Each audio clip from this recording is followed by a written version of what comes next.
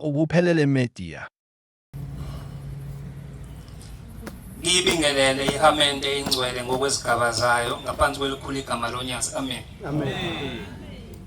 Ungathuki mangingathi ngiyayibingelela intethelelo. Ngiyababingelela omama, amakhosazane, abagcotshwa, abashumayeli, abavangeli, inhlalisuthi. Ayikho lonto la ekhaya. Into yokufika. Baba, emvangeli unememory. Ungikhumbuza into engayikhuluma ezinyangeni ezingakhi yokuthi sinikwe imbuzi. Kodwa sifeyila siyiphethe. Siyingane enjalo. Uyobhala iphepha uphethe imbuzi. Ukuthi impendulo yalombuzo ithi kodwa izulu lizosigeja. So laba. Isihlabelelo 81. Ivesi lodwa nje. Ngale sihlabelelo khona indaba engifuna ukuyixoxa. Ngingakasihlabeleli ngikukhumbuze ukuthi wena waphakamisa isandla wafunga. Ngabe uyasazi isifungo wasithatha? Uzibopha wena ke namhlanje ngoba waphakama wathi ngiyayikhetha inkosi enkulu yasekuphakameni. Ngalokho ukukhuluma wawusho ukuthi uyogcina umthetho kaNkuluNkulu kuze kube sekugcineni. Verse 9 emthandazo nokuvuka. Kube uverse 12 wokulala. Kube uverse 11 ngowesabatha.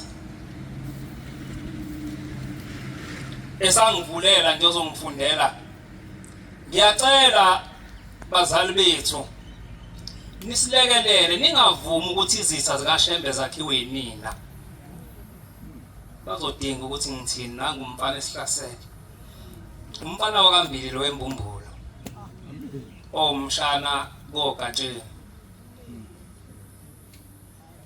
Bahlasele koNdlovu namhlanje.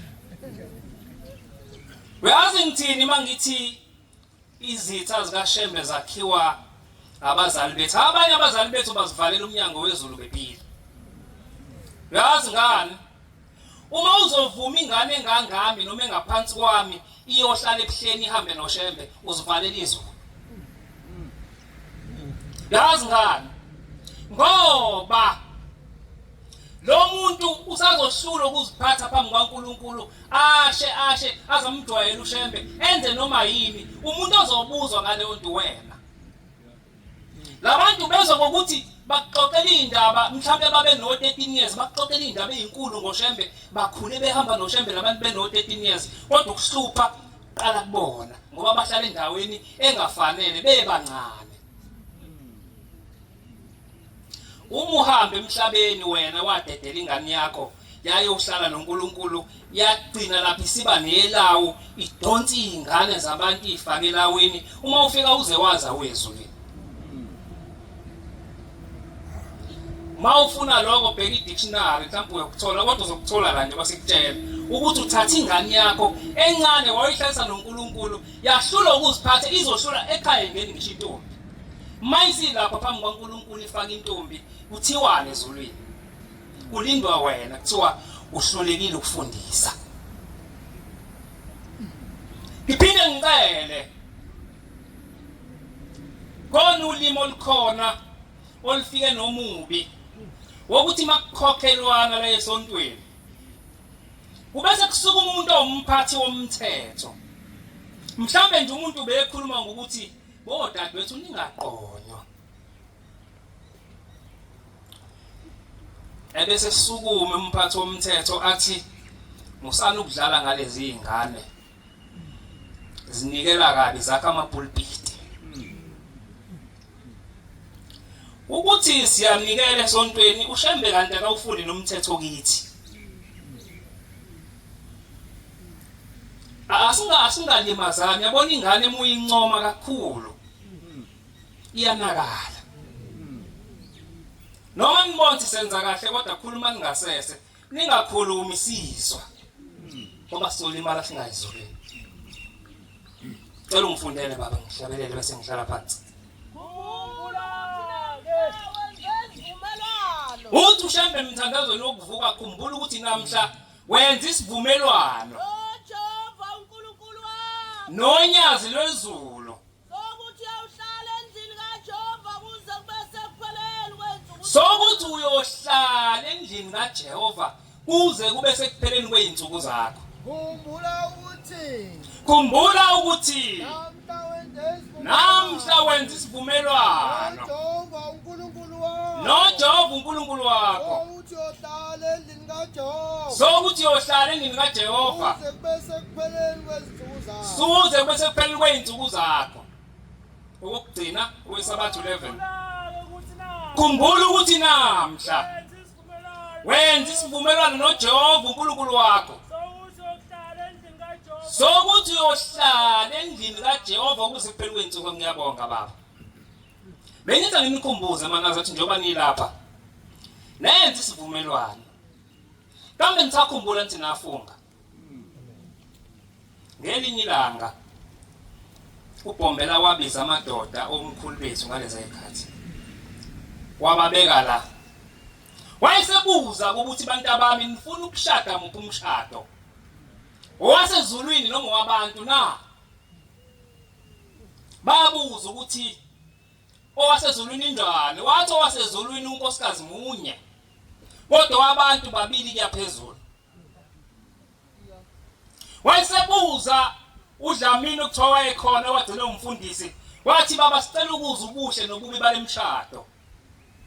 Angiqondile kwabagane kanjalo. Kodwa ngikhuluma indaba efuna mina nawe ukuthi sakhumbula nisafunga. Angibonze siyakhumbula ngoba namhlanje usuku umuntu acula ingoma yangaphandle esontweni nidume niyicula. Safunga nje. Kukhona nemthethweni kaNkulunkulu. Verse 37 kulelo bhuku liphethe baba. Mase kuzoqhamuka umuntu acula ingoma wafunga wathini wena uma usuzothi uphulise funga wasifunga. Ulobu buNazaretha. Ulobu buNazaretha. Akuhlatshelelwa awahlatshelelwa amagama ongesiwona awenkonzo. okungewona wenkonzo yakhona. Uhlatshelelwa afika nomprofeti. Uhlatshelelwa afika noBhombela ala. Shembe nenkosi uJ Shembe. Nelanga lamalanga. Wena usasikhumbula nisefungo ukuthi wefunga nje kubuhlabelela lezi ihlabelele iduma umhlaba wonke namhlanje. Namhlanje fanele siyikhothe phansi ngoba siyikhuluma emoyeni kuthiwa sikhuluma amaphupho. Ngiyacela nakule ncwadi kababa umvangeli ikhona indaba. Cela ungiphe nakuyo inhliziyo ngithi page 104 ezansi. Asiyikhothe phansi manje khona amanazi ku TikTok akhuluma kakhulu. Nawe inkosi la ngiyakhuluma ngathi bayeza ngeke bawufuna umthetho. Bakhona. Bagqoka ingubo efana neyethu. Nansi baba 104 ezansi. Ukhona okunye owenzakayo lapha eminyango okungekho emthethweni wokukholwa. Ukhona okunye lento yenzayo uthi ushemba yike emthethweni wokukholwa. Uyaphi mawufa? Akavunyelwe umuntu oyikholwa emthethweni. Akavunyelwe umuntu emthethweni ukuhlabelela amagama abantu bangaphandle bangakholwayo. Ashaye indlamu. Ashaye nendamu. Uma lento iqhubeka iyaphambili. Uma lento iqhubeka iyaphambili. Ukukholwa kuzoba njani na? uNazaretha kuzoba njani? Izala. Ushembe umthethelele kashongo ukuthi uma abantu ebageza. Ushembe ashongo ukuthi manje sesigezile. Babuyele emva lapho besuka khona. Ashongo sibuye sibe lodakena sikhiphe kulo. Akakushongo lo. Azange ayisho lo. Kusho bani pho? Wababuyisa emthethweni wakubo wesiZulu engasho ukuthi ubavulela isango lo engasho ukuthi ubavulela isango lokuthi beduke bengene emkhubeni yokuhlubuka ephambene nomthetho kaNkulunkulu. Yabona lezi ingoma enimasha ngaze ezulwini. Nina ifanele nikhethe ukuthi niyakuphi isifungo nesiphulile.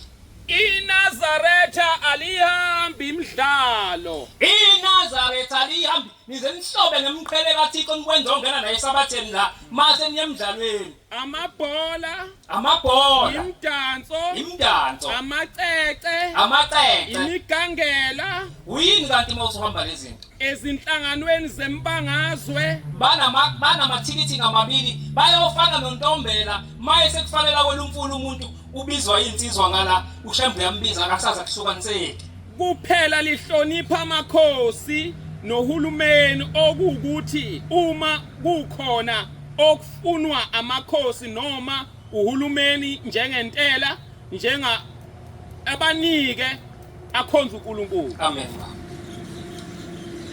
Wayesebiza lamadoda babamkhulu wawatshela ukuthi owaNkulunkulu unkosikazi munye kodwa wabantu mabili kuyaphezulu. Ububi balento Ncegu yini?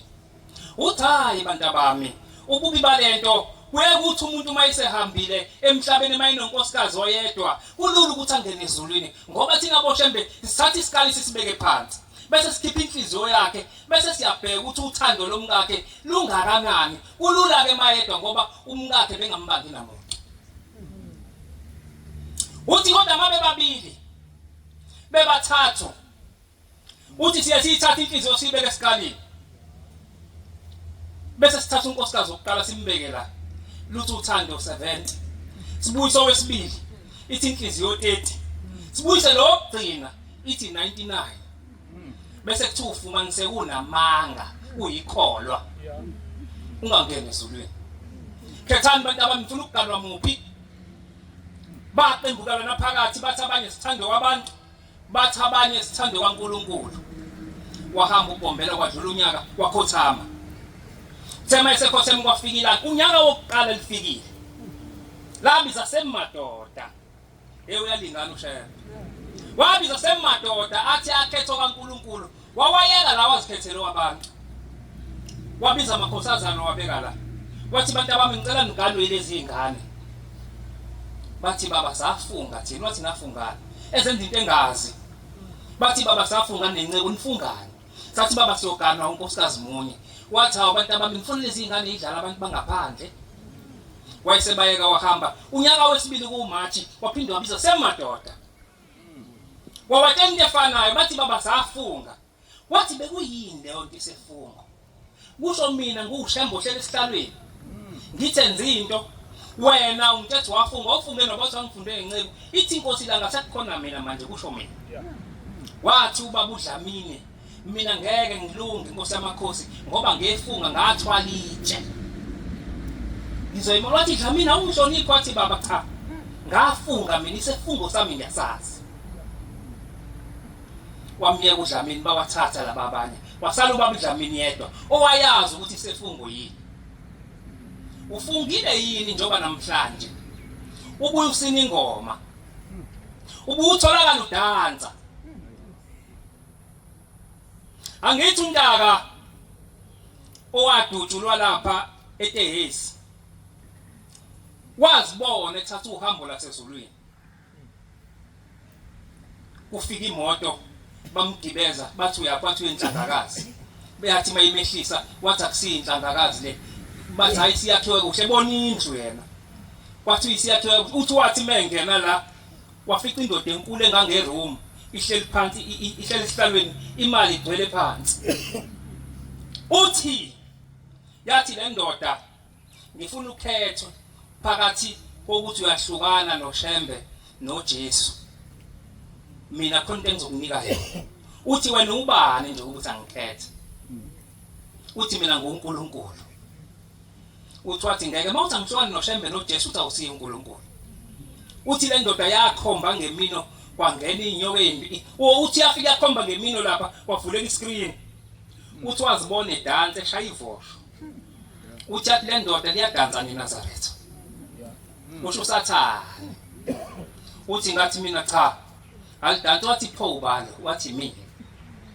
yonke into yenzayo usathane uyayimaka ukubhala ebhukwini lakhe uthi wathi pho ubani lo wathi mina wathi uma ungafuni ukuhlukana noJesu noShembe uthi wakhomba lapho kwangena inyoni embili zamgqobhoza zimuthi ngangiyixuxa ngilahle phansi iphinde ivuke kodwa waba nenhlanhla ngoba uShembe wamthethelela kodwa ukudansa uMusa weNazaretha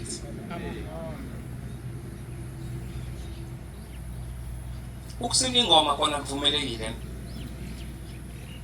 ngoba kwayindoda kubaba mkhulu yafika yacela athi baba besicela ukuthi ke siyosina njengoba besina laba bantu wavuma uShembe njengoba nithi unyazi manicula phambi kwabo kwalo lezi ingoma eniziculayo nithi liyathula uShembe uthe uhlunga la ngithina ethe umoya muthi bhu sanenhlanhla ukuthi singabi nothando lalezi zinto ezenziwa manje ngoba kwekuthi makushaya uthando kukhishwa istick samakhosikazi uyadonsa unkosikazi wakho hayi nizojika nje ethempelini nomkakho seka uNkulunkulu lento cha ngiyabuza thwala thatha umkakho bajike nje ethempelini endaweni eyingcwele ukuphelele media bayisini ingoma wayesebabiza baba mkhulu sebeqedile uthi bantu abami ngicela ukubuza kunini mangase kusuke umakoti usumganisile wasina naye akuqoqele ngesoka lakhe elidala athi ucela ukubuya libona ungathini ngalowo makoti bathi baba singaphatheka kabi phela mengixoxela ngesoka lakhe elidala uthi nithi uNkulunkulu uphatheka kanjani mina mase nisuka niye la enikhiphe khona nifuna ukuphinda khona uyisinelani ingoma uNazaretha uNazaretha mawusina ingoma nxa ngisho komubi ngithi ukuthi wokufa nokufa kodwa awumyalanga kodwa ungazange ngikuyale awumkhuzanga ngingazange ngikukhuza ukuthi yeke ukudansa uNazaretha ukuyala omubi asuke endleleni embi yakhe usuka kule ndlela ohamba ngayo kaSizani ngoba ngeke ufike ekhaya aze aphile uzuphile lo omubi uyakufa lo ongezolalela lamazwi uyakufa ekuphambekeni kwakhe kepha igazi lakhe ngolibiza esandleni sakhe ngiyabonga baba mina ngeke libizwe uma uphinda ujikiza wena njengoba abantu la ko TikTok sebethi sekulula ukusonta kaShembe manje sekwenziwa noma yini bebona wena uyazazi ngisho wena impela uyazazi wena ujikiza ko TikTok uswazi nokululeka konika ingqondo kuyayinika ingqondo kanti umntwana eyekwa nje uma ingane yekwa wothela unina ihlazo yothela uma wakhe ngehlazo lahamba ilanga labuya ngomunye uMarch base begijima igijimi zizobika baba amadoda athile aseyagula lamadoda athi mangabe ethi uShembe esebuya isibili avuma ukuganwa ilamakhosazana kwasala ubaba uDlamini yedwa bazobika ukuthi aseshonile amanye eyodwa isigulela ukufa bathi mabefika bethi baba usibani bani uyagula yathi inkosi ilanga hawu ngingenzani ngomuntu mina owaphula isifungo asenza nobaba awusiphulile isifungo namhlanje